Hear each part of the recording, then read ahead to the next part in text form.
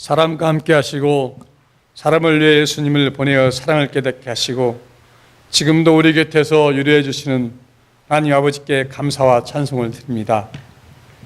오늘 성회로 모이게 하셔서 주님의 말씀을 듣고 성도 간의 교제로 주님을 사랑을 확인하는 뜻깊은 하루가 되게 하시고 한 주간을 살아가는데 힘이 되게 하여 주시옵소서. 저희들이 힘들고 어려울 때 그리고 즐거울 때도 주님을 찾고 기도하는 성도가 되게 하여 주시고 우리의 생활 속에서 충만함과 부족함을 스스로 깨닫고 주님이 주신 지혜로 굳건히 살아가는 성도 되게 하여 주시옵소서. 예수께서 죽음과 삶을 보여주신 4월입니다. 우리 민족에게는 치유되지 못한 상처의 날이 많이 있습니다. 우리가 기억해야만 하는 세월의 아픔, 4.19 혁명의 아픔, 이런 아픔들이 분노가 되고 원망이 되어 민족의 역사를 다시 쓰는 계기가 되었습니다.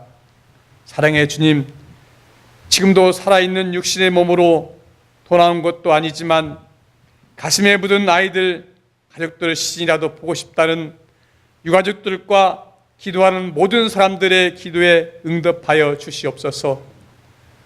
그리하여 위로받게 하시고 역사에서 함께 하시는 주님을 바라보면서 치유되지 못한 아픔을 달래는 시간이 되게 하여 주시옵소서.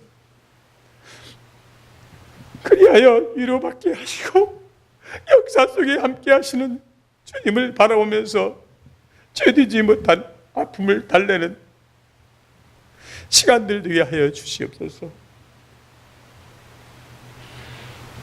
주님이시여, 우리는 얼마 전 이곳 LA 영사관 앞에서 세월호 추모 집회를 하면서 참으로 같은 민족 그 승원이었음이 심히 부끄러운 일이 있었습니다.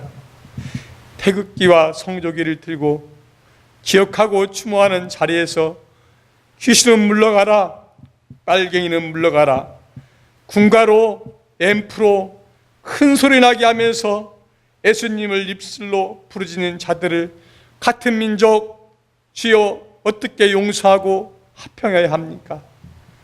주여 정의가 강물처럼 흐르는 민족, 세계 평화에 기여하는 못할 망정 인류 전체가 파멸이 드는 핵전쟁이라는 악을 행하는 일에 가까이 하지 않고 주님의 죽임과 부활의 정신을 가진 사람이 대통령으로 되게 하여 주시옵소서.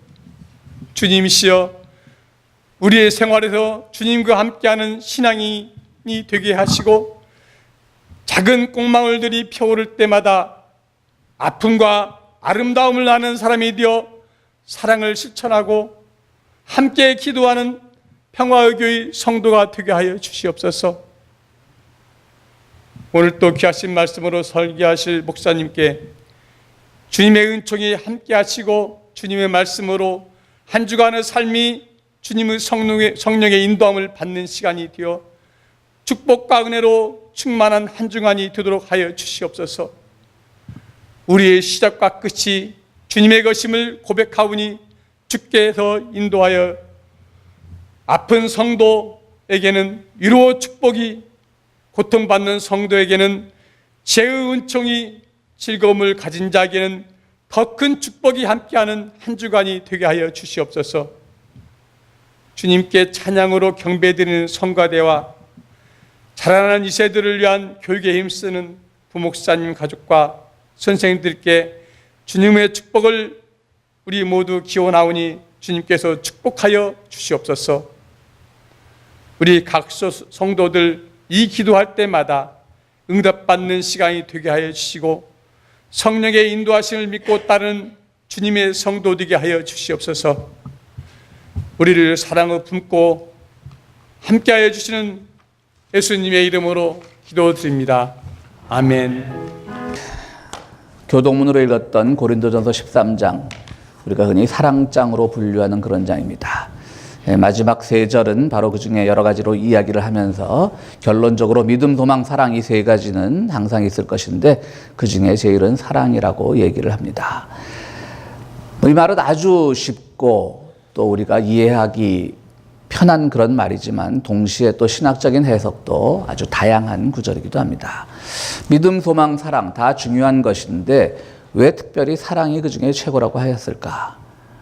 믿음이라고 하는 것은 우리의 확신입니다. 그렇죠? 그다음 소망이라고 하는 것은 그 확신이 객관적으로 확증되는 겁니다.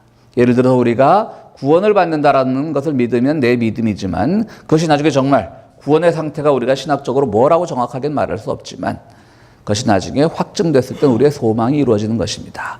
그리고 그것은 또한 사랑의 형태로 나타나게 되는 것입니다. 그러므로 하나는 믿음은 자기의 주관적인 면이고 소망은 어떤 객관성이 이루어지는 것이고 사랑이라고 하는 것은 그 모든 것을 함께 나눈다라고 하는 그런 입장이 되기도 합니다. 또 어떤 분들은 이렇게 해석합니다. 나중에 우리가 천국에 올라갔을 때 믿음은 필요 없어집니다. 그렇죠? 믿음이란 건 늘 우리가 잘 모르니까 정말 주님이 우리를 구원하셨을까? 내가 구원을 받았을까? 정말 예수께서 부활하셨을까? 잘 모르지만 하여튼 믿는 거예요. 근데 나중에 천국에 가면 만날 거 아니에요. 그죠? 그 믿음이 필요 없어져. 뭐 눈앞에 있는데 뭘 믿고 말고 하겠어요. 소망도 우리가 나중에 구원을 받는다. 뭐 이렇게 되면 천국에 갔으면 구원받는 게 결정이 났으므로 더 이상의 소망이 필요 없습니다. 여러분 천국에서 뭘 더 소망하고 사시겠어요? 그런데 그곳에도 여전히 사랑은 필요하다. 그러므로 사랑이 최고다. 사랑이 제일이다. 뭐 이렇게 말씀하시는 분들도 있습니다. 어쨌든 사랑이라고 하는 말은 우리 기독교인들에게 있어서 아주 중요한 개념이지만요. 동시에 그렇게 쉽게 와 닿을 수 있는 말씀은 아닌 것 같습니다. 그래서 여러분들이 잘 아는 에릭 프롬이라는 사람은요. 사랑의 기술이라는 책을 썼습니다. 그 책의 원 제목은 The Art of Loving입니다. 정확하게 번역을 하자면 사랑하기의 기술입니다. 사랑의 기술이라기보다는 어떻게 하는 것이 바른 사랑일까? 우리가 사랑하자, 뭐 이웃을 사랑하자, 뭐 주님을 사랑하자 말씀들 많이 하는데 어떻게 사랑하는 것이 정말 중요한 것이고 바른 것일까? 사랑하기의 기술이 필요하다고 에릭 프롬은 얘기를 합니다. 뭐 아주 유명한 책인데요. 그 중에 몇 가지만 소개를 하자면요. 에릭 프롬은 이렇게 얘기하죠. 사랑은 한 사람, 즉 한 대상과의 관계가 아니라 어떤 세계 전체와의 관계를 맺는 태도다. 그러니까 내가 누구를 사랑한다라고 했을 때 한 대상만을 사랑하는 것이 아니라 그 사랑 속에는 그 사람이 가지고 있는 어떤 세계, 공동체와 내가 어떤 관계를 맺고 있는지 그것이 더욱 중요한 사랑의 포인트라고 얘기를 하는 겁니다. 그러니까 쉽게 얘기하면 한국에 왜 드라마 이런 거 많이 나오잖아요. 어떤 여자를 사랑하는데 진짜 사랑해요. 근데 왜 사랑하냐면 부자야, 그 여자가. 돈이 많아요.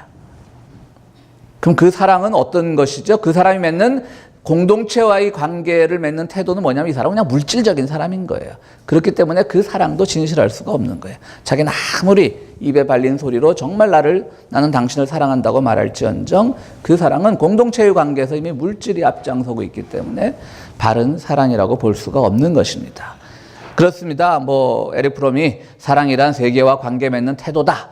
이렇게 어려운 말 같지만 내가 세계에서 무엇을 가장 소중히 여기는가가 내가 관계 맺는 사람과의 사랑에서도 나타난다라고 하는 그런 의미로 우리가 쉽게 이해할 수가 있는 것입니다. 어쨌든 한국의 유명한 가수인 이승철이 부른 이 가요의 제목으로 오늘 설교의 제목으로 삼아봤습니다. 사랑 참 어렵다. 어렵습니다. 교회 다니면서 우리가 너무나 쉽게 사랑합니다라고 하지만 사랑이 이렇게 쉬운 것만은 아닌 겁니다. 말씀드렸듯이 오죽하면 그 세계적인 철학자가 사랑의 기술이란 책을 다 썼겠습니까? 배워야 한다. 사랑도 배워야 한다라고 하는 것이죠. 우리 복음성가 중에 유명한 당신은 사랑받기 위해 태어난 사람이란 복음성가를 다 아실 겁니다. 당신은 사랑받기 위해 태어난 사람. 누구의 뭐 생일이 되었거나 뭐 새신자가 교회에 등록했거나 그럼 우리는 이렇게 손을 그분을 향해서 이 아름다운 노래를 불러줍니다. 그런데 그 노래를 듣는 사람이 정말 우리가 객관적으로 생각했을 때 사랑받을 만한 상황이 아니라고 생각했을 때 그 노래는 자칫 모욕이 될 수가 있습니다. 한국에서 장애자 활동을 하면서 스스로도 장애자인 어떤 변호사가 쓴 글을 보니까요. 이 사람이 내가 왜 무신론자가 되었는가. 그러니까 고등학교 때까지 교회를 열심히 다녔대요. 그럼 교회 가고 또 청년 때까지도 열심히 교회를 다녔대요. 그럼 자기의 그 중증 장애를 안고 같이 성경 공부에 참여하고 이러면은 뭐 같이 이제 바이블 스터디도 하고 그럼 또 그곳에서 꼭 또 자기를 향해서 그런 노래를 불러주는 거예요. 당신은 사랑받기 위해 태어난 사람. 그리고 그 바이블 스터디가 끝나면 청년들은 3, 3, 5 모여서 커피를 마시러 가거나 영화를 보러 가거나 할 때 이 사람을 한 번도 데리고 간 적이 없다고 하는 것이죠. 귀찮거든요. 누군가의 윌체어를 밀어준다는 것. 특히 한국처럼 이렇게 어떤 공공장소에 억세스할 때 그렇게 장애자 시설이 잘 돼 있지 않는 곳에서는 참 어려운 일이죠, 사실. 그렇게 장애자 친구를 외면한 사람들 마음을 우리가 충분히 이해할 수 있지만 당한 사람 입장에서는 그냥 그 선한 표정으로 당신은 사랑받기 위해 태어난 사람 노래를 해주고 막상 정말 사랑을 나누고 교제를 나누는 장소에서는 그 지겨운 성경 공부, 죄송합니다. 여러분들 성경 공부 열심히 하시는데 그 지루한 성경 공부 시간을 막 같이 하면서 정말 청년들이 언제가 제일 즐거워요? 우리 청년들 여기 아실 거예요. 성경 공부 시간보다는 지난주에도 우리 교회 청년들 영화 보러 가던데 그 시간이 더 즐거운 건 사실이잖아요. 그 나이 때는. 근데 그때는 안 데리고 가는 거예요. 그때 이 사랑받기 위해 태어난 사람이라는 것이 정말 그 사람에게는 모욕이 될 수가 있는 거죠. 다시 한번 얘기합니다. 사랑 참 어렵습니다. 우리 너무 쉽게 얘기하는 거 아닌지 모르겠습니다. 그러므로 우리는 사랑의 남용을 해서는 안 될 것입니다. 우리가 보수적인 교회, 소위 말하는 사랑이 넘치는 교회 가면 교인들이 늘 입에 달고 있는 말이 있습니다. 사랑합니다. 축복합니다. 우리 교회는 그런 걸 너무 안 해서 문제지만요. 사실 남용하는 것도 썩 좋아 보이진 않습니다. 그냥 입에 발린 듯한 사랑과 축복. 정말 우리가 그의 진정으로 그의 삶을 얼마나 이해하고 그를 사랑하기 위해서 내가 어떤 기술이 필요한 것인지, 그가 장애자라면 그냥 그의 윌체어 하나 밀어주는 것으로 내가 그를 사랑한다고 내가 착각하고 있는 것은 아닌지, 우리가 한 번쯤 사랑이란 말의 남용을 경계하고 조심해야 되는 까닭인 것입니다. 예수님이 십자가에 못 박히신 후에 제자들이 절망에 빠졌습니다. 예수의 부활 소식을 듣긴 들었지만 얼마나 겁이 났겠습니까? 일부는 정말 살아났으면 우리가 다시 예수님을 따라서 혁명의 전선에 뛰어들어야 되는 거 아닌가? 그냥 가시지 왜 살아나셨을까? 이런 생각 왜 없었겠어요? 겁나잖아요. 예수님이 자기들에게 어떤 명령을 하실지 모르니까 부활하신 뒤에. 그리고 또 어떻게 생각하면 자기들을 질책할까도 두려웠을 거예요. 너 왜 나를 3번이나 배신했어? 라고 할 사람들도 있고, 그것 때문에 두려워할 사람들도 있고, 너 왜 도망갔어? 너 왜 나한테 무덤을 찾지 않았어? 예수님한테 혼날까 봐 두려워한 사람들도 있었을 겁니다. 어쨌든 그들은 베드로가 수제자였으므로 베드로를 중심으로 베드로 고향인 갈릴리에 가서 그냥 물고기를 잡고 있습니다. 여러분, 예수님의 제자들이 모두 어부 출신이 아닙니다. 그런데 오늘 요한복음 말씀에 보면 베드로와 많은 제자들이 거기 있다고 했어요. 다들 겁이 나니까 베드로만 삶의 현장으로 돌아갔던 것뿐이지 다른 사람들은 저 베드로 형이 어떻게 할까 궁금해하고 쫓아와서 그야말로 시리에 빠진 채로, 부활의 소식을 듣고도 시리에 빠진 채로 그냥 고기나 잡고 있었던 겁니다. 근데 어느 날 새벽 예수님께서 걸어오시는 겁니다. 오늘 본문에 예수님의 사랑하시는 제자, 그것은 늘 요한을 가리키던 별명과 같은 표현이었습니다. 요한이 먼저 예수님을 발견합니다. 저희 주님이 오셨다.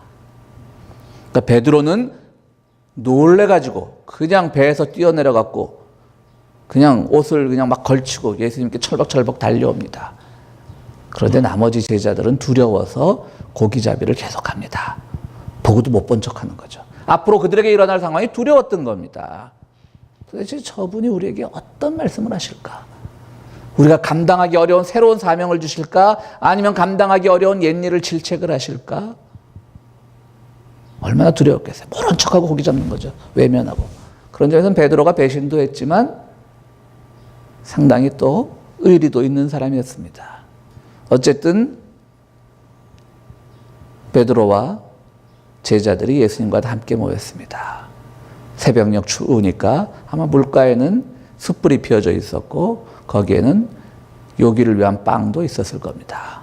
주님께서 말씀하십니다. 가져온 생선을 가져와라. 잡아온 생선을 가져와라. 그 제자들이 그물을 끌어올렸더니 그물이 찢어질 정도로 흘러넘쳤습니다. 그냥 먹으면 되지 그걸 몇 마리인지 셌던 모양입니다. 153마리입니다. 여러분 제 세대는 그 유명한 모나미 153 볼펜 다 아시죠?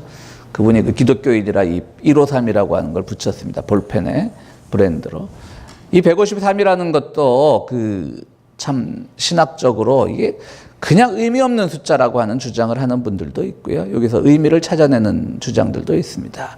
어쨌든 초대교회의 교부였고 신학자였던 제롬이라고 하는 사람에 따르면요.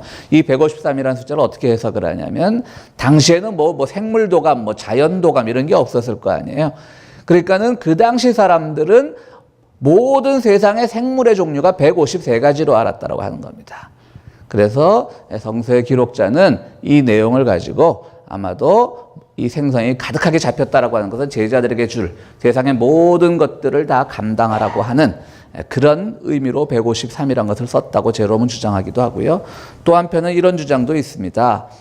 예전에는 숫자가 없지 않았습니까? 그러니까 우리가 지금 1, 2, 3, 4라고 쓰는 숫자는 아라비아 숫자라고 부르는 이유는 그 아라비아 중동의 문화, 이슬람 문화가 번성하면서 우리가 쓰기 시작한 숫자잖아요. 그 예수님 당시엔 숫자가 없었고 알파벳으로 숫자를 대신했습니다. 잘 아는 그 요한계시록의 사탄의 상징 짐승의 표 666은 네로를 상징하는 겁니다. 저 네로 나쁜 놈 하면 잡혀가니까 성경에서도 그냥 666으로. 그러니까 그걸 풀었으면 알파벳으로 풀었으면 네로가 되는 겁니다. 근데 이 153은 풀었으면요. 쾌알 하 합이라는 말이 된다고 합니다. 쾌알 하 합이. 그것은 사랑이 넘치는 교회라는 뜻이라고 합니다. 그래서 이 153의 의미는 교회가 감당하여야 할 선교적 사명을 말한다라는 그런 주장도 있습니다. 어쨌든 이렇게 이 153의 신학적 의미를 부여하는 주장들도 있고 그냥 별 의미 없이 쓰여진 숫자라고 말하는 사람들도 있습니다.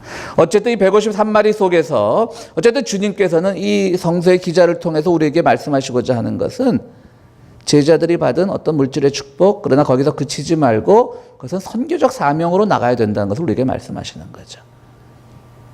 그러면서 이제 그 생선을 먹으면서 빵을 나누면서 침묵이 지속됩니다. 오늘 본문에 뭐라고 나와 있죠? 누구도 당신 누구냐고 묻지 않았습니다. 라고 나옵니다. 본문은 이렇게 해석을 합니다. 그들은 주님이 누군지 알고 있었기 때문입니다. 라고 나오지만 저는 그렇게 생각하지 않습니다. 주님이 누군지 당연히 알고 있지만 왜 못 물었을 것 같아요? 말씀드렸듯이 어떤 일이 벌어질지 모르는 거예요. 어떤 새로운 명령을 줄지 모르는 거예요. 어떤 부담감으로 나에게 다가올지 모르는 거예요. 제자는 꼭 입 다물고 있는 거예요. 빨리 이 순간만이 지나가기를. 그런 어색한 순간들 경험해 보셨잖아요. 사시다가.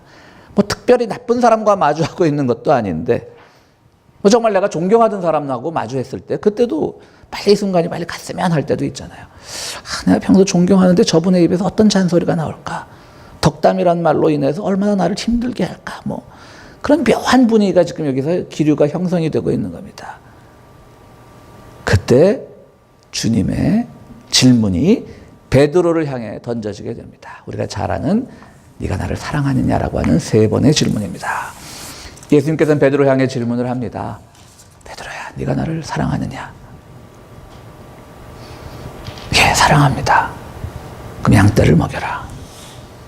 또 2번째 또 묻습니다. 베드로야, 나를 사랑하느냐? 베드로가 대답합니다. 예, 사랑합니다. 양떼를 쳐라.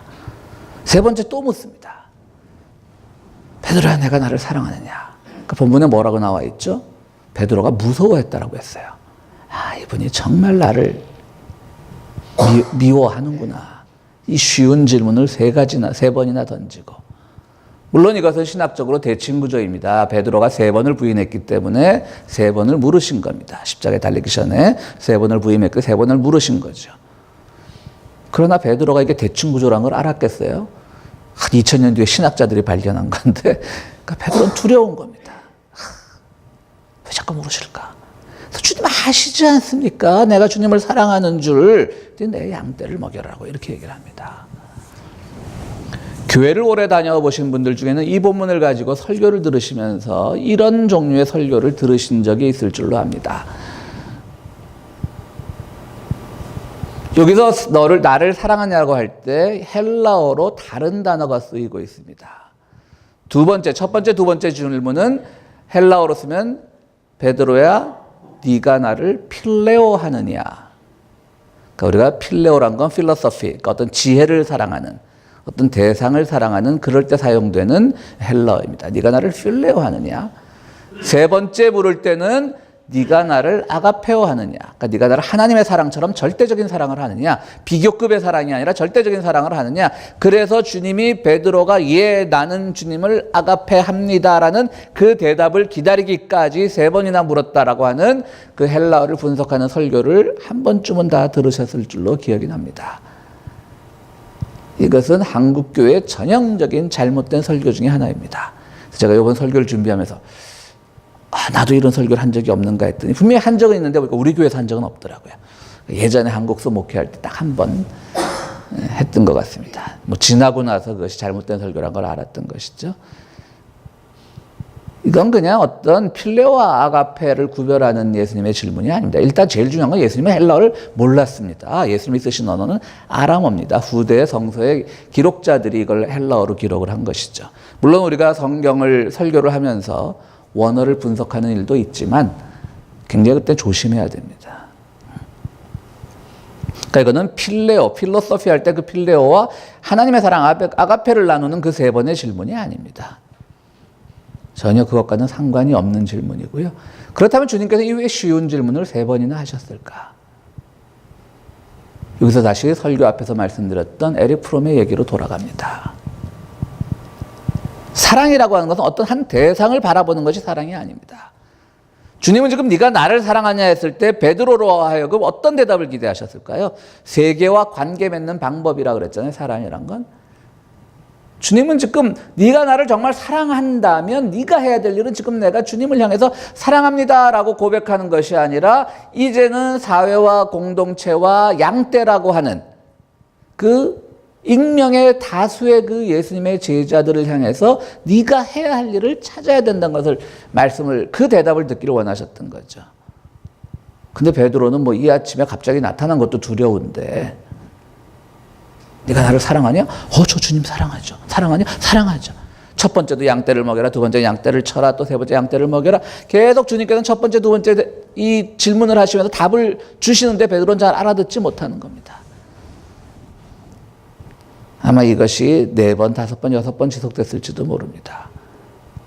어쨌든 주님이 바라시는 대답은 내가 주님을 사랑합니다라고 하는 대답이 아니라 내가 공동체와 함께 하겠습니다라고 하는 겁니다. 양떼라고 하는 공동체, 양떼라고 하는 세상과 함께 하겠습니다. 세상과 관계 맺는 방법에서 주님께서 나를 가르쳐 주신 그 사랑을 실천해 보겠습니다. 라고 하는 겁니다. 그 대답을 기다렸는데 베드로에게는 그 대답이 나오지 않았던 것이죠. 그렇습니다. 주님을 바라보는 것이 아니라 주님을 사랑한다라고 하는 것은 이웃을 바라보는 겁니다. 우리가 교회에 와서 십자가를 바라보면서 저는 주님을 사랑합니다. 제 마음 알지 않습니까? 라는 기도를 듣기를 원하시지 않는다라고 하는 것이죠. 예, 저는 주님을 사랑합니다. 그러므로 저는 세계와 관계 맺는 방법에서 주님의 사랑을 실천해 나가겠습니다. 라고 얘기하는 겁니다. 마태복음 5장에서 우리 주님은 유명한 말씀을 하시지 않습니까? 내 형제자매를 사랑하는 것은 이방인도 할 수 있는 일이다. 오늘 제가 사랑 참 어렵다라고 한 것은 우리 사랑합니다. 누굴 사랑하죠? 우리의 가족도 사랑하고 나랑 친한 사람도 사랑하고 나에게 잘해주던 사람도 사랑하고 근데 그건요 주님의 그 사랑이 아니라는 거죠. 그건 이방인들도 할 수 있는 거라는 겁니다. 우린 이방인 요즘 말로 하면 뭐 타인종을 뭐 차별하고 그런 의미는 아니겠죠. 그러니까 다른 신념 체계를 가진 사람, 그리스도를 믿지 않는 사람들도 다 할 수 있는 건데 우리의 사랑이란 건 뭐냐면 이방인을 뛰어넘는 사랑. 그 사랑을 주님께서 우리에게 원하고 계신 거예요. 그런데 우리는 잘 그렇게 하지 못한다라고 하는 겁니다.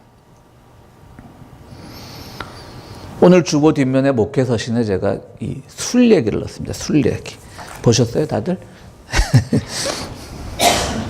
그 요네하라 말이라고 하는 그 일본의 수필가인데요. 제가 이분의 수필을 좋아합니다. 우리나라에도 이분의 책이 많이 번역이 되어 있거든요. 아주 쉽고 간결하고 기억하실지 모르겠지만 몇 해 전에 돌아가신 그 서강대학에서 영문학을 가르치던 장영희라고 하는 분이 계셨는데 그분의 수필도 참 아름다운데 이분의 수필하고 맥락이 좀 비슷해요. 연애하라 마리의 수필이. 근데 이분의 수필 중에 음주와 종교라고 하는 그런 내용이 있습니다. 이분이 그루지아라고 하는 나라지. 예전에 소련 연방이었고 지금 이제 독립국가죠. 그루지아라는 나라의 그 수도인 트리빌리시에 가가지고 어느 술집에 갔는데 거기에 낙서가 이런 게 써 있었다고 합니다. 근데 저는 이걸 보면서 이제 뭐 이 목회서신에 썼으니까 더 자세한 말씀 여러분들 관심 있으시면 나중에 읽어보시고요. 재밌어요. 근데 그 러시아 그 그루지아 사람들이 쓴 게 저는 제일 마지막으로 8번째가 제일 제 마음에 와닿더라고요. 술을 실제로 마시고 있다는 것은 간단하게 증명할 수 있다. 이건 어떤 뉘앙스로 그런 낙서를 썼을까요? 어떤 사람이 뭐 술 먹는 척하면서 물 먹는 경우가 뭐 없진 않아 있겠지만 그 사람이 정말 술을 마시고 있는지 물을 마시고 있는지 간단하게 증명할 수 있다. 그럼 종교는 뭐냐? 실제로 자기가 믿음이 없으면서 믿음 있는 척하는 것. 그런 종교보다는 음주가 더 솔직하다 이런 표현입니다. 우리가 사랑하지 않으면서 사랑한다고 말만 하는 것 이런 거라는 거죠. 얼마나 위선적이고 거짓적입니까? 오늘 우리는 정말 누군가를 사랑한다라고 하는 것은 그 한 대상을 바라보면서 그 대상을 둘러싸고 있는 모든 공동체와 세계와의 관계를 다시 규정 짓는 겁니다. 그것이 진정한 사랑이라고 하는 것입니다. 그런데 우리는 정말 믿는 것인지 정말 사랑하고 있는 것인지 증명이 잘 안 됩니다. 왜냐하면 말은 다 그럴듯하게 하고 있기 때문입니다. 당신은 사랑받기 위해 태어난 사람. 십자가 앞에서 제가 주님을 사랑합니다. 주님도 저를 사랑하시죠 라고 하는 그런 상투적인 신앙 고백들. 여기 이걸로 증명되지 않는 것이 사랑인 겁니다. 한국은 지금 새로운 대통령을 뽑기 위해서 대통령 후보들이 이곳저곳을 찾아다니면서 표밭을 가꾸고 있습니다. 얼마 전에 한국 기독교 단체 지도자, 뭐 지도자란지 누가 그들을 지도자로 허용을 했는지는 모르겠지만 기독교 단체를 방문을 했을 때 그 한국에 꽤나 이름 좀 있다는 목사들이 대통령 후보자들에게 하는 말이 있습니다. 당신들이 대통령 되면 이슬람하고 동성애는 무조건 안 돼. 그 사람들이 과연 이 하나님을 믿는 사람들입니까? 그 사람들이 관계하는 사랑, 세상과 관계를 맺는 방법은 뭐냐면 증오와 배타인 겁니다. 그리고 교회 가서는 주님은 사랑이십니다라고 하면 그것이 어떤 의미를 가지겠습니까? 그들이 증오와 배타를 가지고 그런데 또 대통령 후보들은 바보처럼 아닙니다. 저는 동성애자들의 권리를 옹호하겠습니다. 이런 표 떨어지니까 예 그러고 말이죠. 한국이 지금 중동이랑 뭐 경제적으로 얼마나 많은 관계를 맺고 있는데 이슬람 안 돼. 예. 참 슬픈 현실입니다. 또 대통령 후보들끼리 TV 토론하면 어떻게 합니까? 한 나라를 대표하는 지도자라면 원수도 사랑해야 되고 정치라고 하는 데서도 외교라고 하는 데서는 한때 원수가 동료가 될 수도 있고 한때 동료가 원수가 될 수도 있는데 지민족을 향해서 당신의 주된 적은 누구입니까? 주적은 누구입니까? 당신의 원수는 누구입니까? 그거를 밝히라고 막 요구합니다. 후보들끼리. 그 사람의 세계와 관계 맺는 방법은 사랑이 아니라 증오인 겁니다. 오늘 종교 지도자가 되었던 정치 지도자가 되었던 다 주님의 사랑을 모릅니다. 그들이 기독교인이 아니면 모를 수도 있습니다.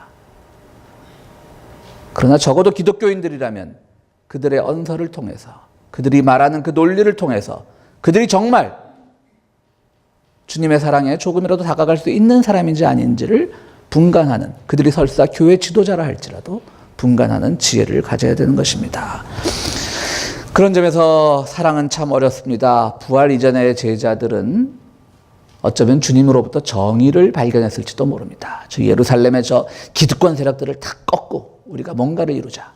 그러나 부활하신 후에 주님은 제자들에게 자 우리가 정의의 싸움의 현장에 나가자고 제자들을 선동하지 않습니다. 부활하신 후에 주님은 우리들에게 정의보다 더 위에 있는 것은 사랑이라고 말씀하시는 겁니다. 그러면서 베드로에게 사랑이 뭐냐고 3번이나 물으시면서 가르쳐 주는 겁니다.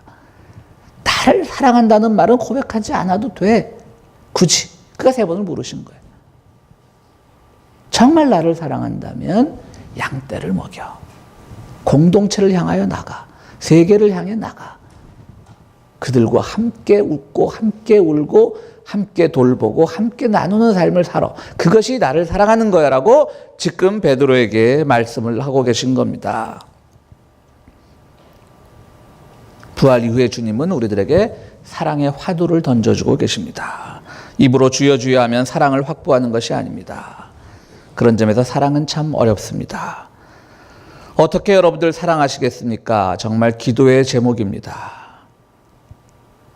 그러나 여러분들이 속해 있는 교회이건 일터이건 여러분들이 사귀는 친구들과의 관계이건 어떤 관계이건 간에 내가 지금 그들과 어떤 관계를 맺고 있는가를 생각해 보면 주님의 사랑에 접근할 수가 있을 겁니다.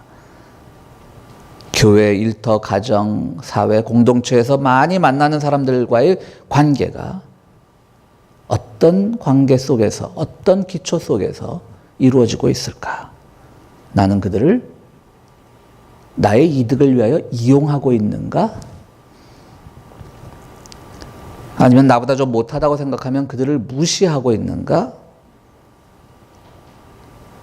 조금 더 써서 그들이 나보다 못하기 때문에 내가 그들을 동정하고 있는가? 혹은 누가 나보다 조금 잘 나간다 싶으면 그들을 경쟁의 대상으로 삼고 있는가? 혹은 어떤 공동체이건 간에 그 공동체 안에서 나는 내 마음과 조금 잘 맞는 사람들에게만 내 애정을 쏟아붓고 있는가? 계속 여러분들은 질문하시는 겁니다. 그때 주님의 사랑을 확인할 수가 있는 겁니다. 세상과 관계 맺는 방법이 무엇에 기초하고 있는지. 그것이 주님의 사랑인 겁니다. 이용, 무시, 동정, 경쟁, 나랑 호불호의 관계. 그런 것으로 우리가 사랑을 증명하려 한다면 주님의 사랑은 결코 증명되지 않을 것입니다. 사랑하는 평화의 교회 성도 여러분, 우리는 사랑이란 말을 너무 남용하는 시대에 살고 있습니다. 사랑 참 어렵습니다. 그러나 주님은 또한 우리에게 쉬운 방법을 가르쳐 주십니다. 십자가를 통해서 그 십자가가 내가 그 십자가에 달리신 주님만을 바라보며 눈물을 흘리며 사랑합니다라고 고백하는 것이 아니라 바로 그 눈물 속에 이웃을 위한 사랑이 있고 공동체를 위한 희생이 있을 때 그 참 어려운 사랑은 우리에게 쉽게 다가올 것입니다. 참 어려운 사랑 쉽게 하는 우리 평화의 교회 성도들이 되시기를 간절히 바랍니다. 우리 함께 기도하시겠습니다.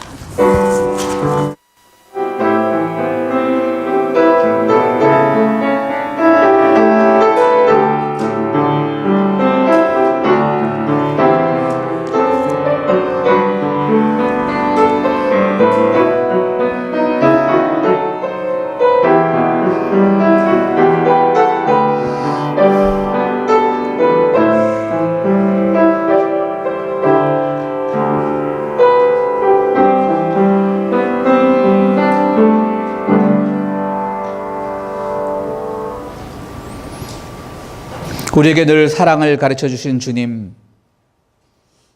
그 사랑 아름답고 그 사랑 값지고 그 사랑 내 마음을 감동케 하는데 그 값지고 감동적인 것을 내가 대상으로서만 사랑하는 사람을 향하여 쏟고 있는 것은 아닌지 이 시간 우리를 돌아보게 하여 주시옵소서. 나와 그가 속한, 나와 당신이 속한 그 모든 공동체 안에서 내가 사랑하는 방법이 모두에게 적용될 수 있는 것인지 고민하는 저희들이 되기를 원합니다. 주 우리에게 사랑의 참 의미를 가르쳐 주시옵소서. 주님의 전을 찾으면서 귀한 예물을 가지고 나온 손길들이 있습니다. 또 주님의 그 부활의 절기를 기억하면서 드렸던 그 손길들도 있습니다. 주님 어려운 중에 땀 흘려 일하는 중에 그 드리는 손길을 기억하시고 그 위에 항상 좋은 것으로 채워주시옵소서. 예수 그리스도 이름으로 기도드리옵나이다. 아멘.